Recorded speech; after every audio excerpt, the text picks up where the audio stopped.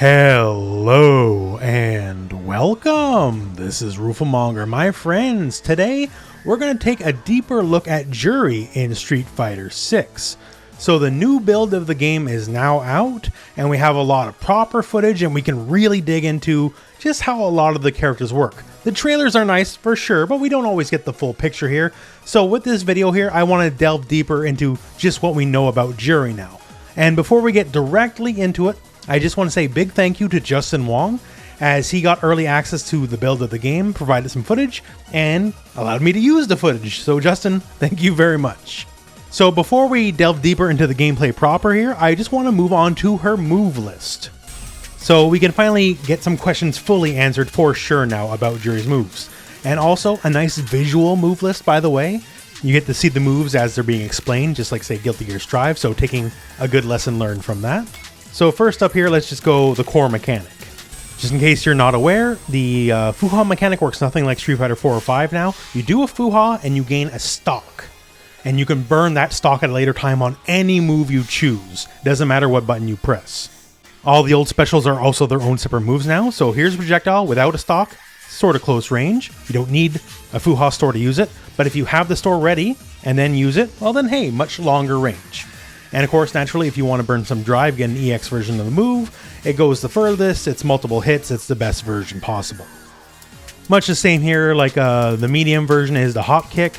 If you use it without a drive, then it's just kind of the move. If you use it with a drive, then it becomes combo okay, and the EX version can always combo out. The heavy kick version just gives you more hits, that kind of stuff. So it's basically a buff mechanic instead of you need it to get the basic moves done mechanic.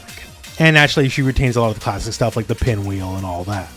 And while we have the move list up anyways here, so her level 1 super is basically a mix of her Street Fighter 4 and 5 supers.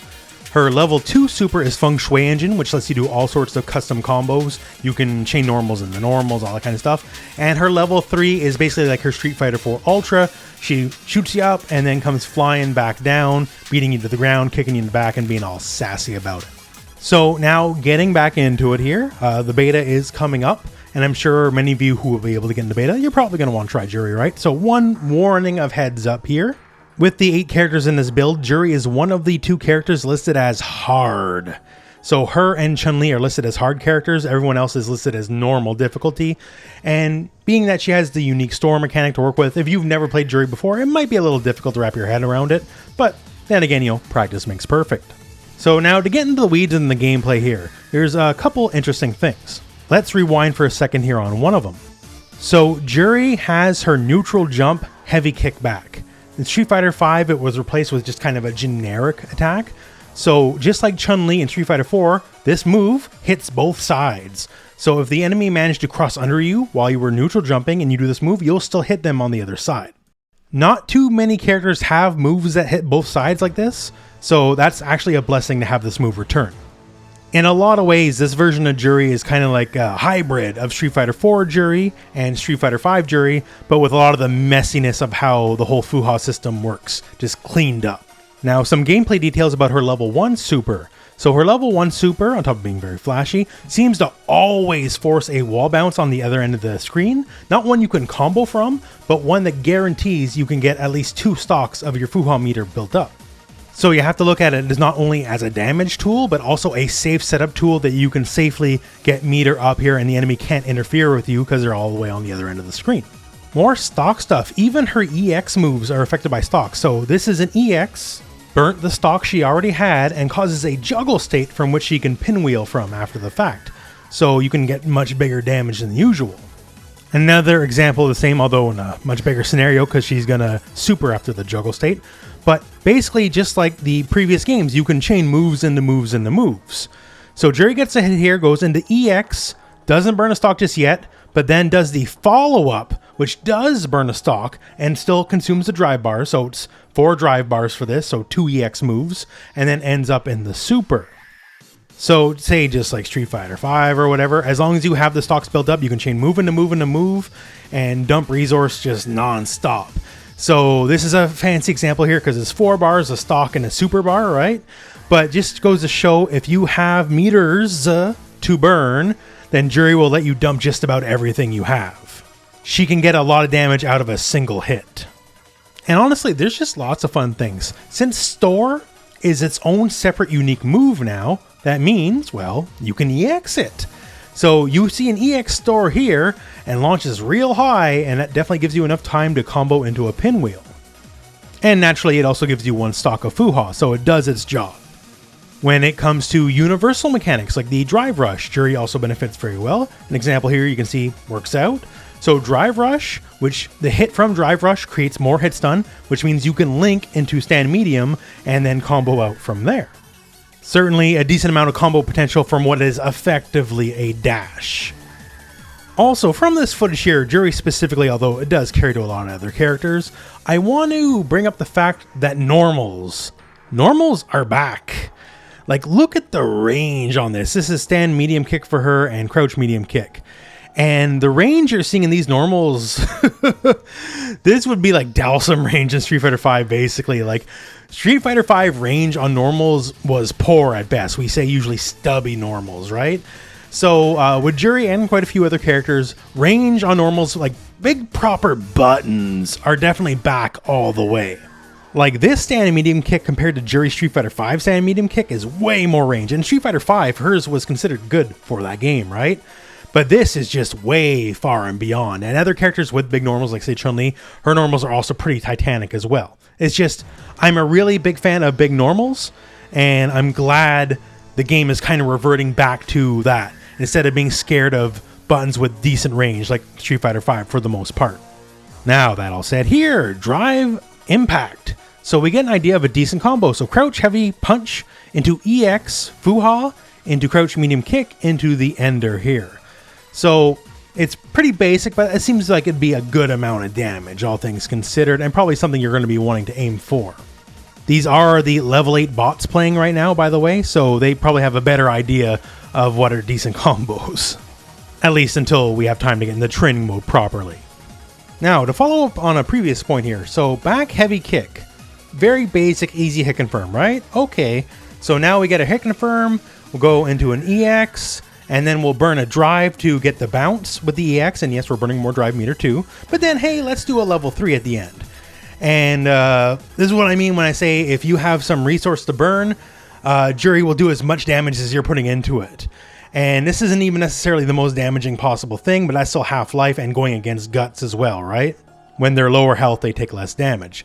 So off basic moves like back heavy kick, which are easy confirms if they connect, right? She can do so much damage if you have the resources. Also, to another earlier point about the range here, so stand medium kick with its very titanic range here, and given the prevalence of whiff punishing in Street Fighter 6, you're pretty much going to be able to use this move to whiff punish every single whiff normal. Now, I don't know if you're going to get much in the way of combo potential, but at the very least, I don't think you're going to be able to whiff anything against Juri. I'm just a really big fan of that. I know I'm just harping on it, but I'm a big fan of the return of big buttons to Street Fighter. Now, speaking of returns, by the way, yo, it's Street Fighter 4 time again. So jump medium punch air to air into dive kick as a punish for your bad jump in. Reminds you of the good old days, doesn't it? So definitely a little bit of extra sass. You don't just have to go for a pinwheel like as an anti-air. And yes, if you want to burn a bar, well, look at that. So anti-air, jump medium punch into EX dive kick, land into super. Now, something like this definitely stings enough to keep your mind off not jumping like a crazy person, right? And that's just the level 1. So you could also potentially end with a level 3, and that'd be even all the much more damaging yet. In the way of combo potential, here we have another drive rush here, going into a light, into crouch heavy punch, so definitely big links, into the Fuha store. Now, you might recall too, Fuha store launches, and you can actually get a follow-up from it. But the follow-up is not just a mere pinwheel. You can also do the level 3 super as well.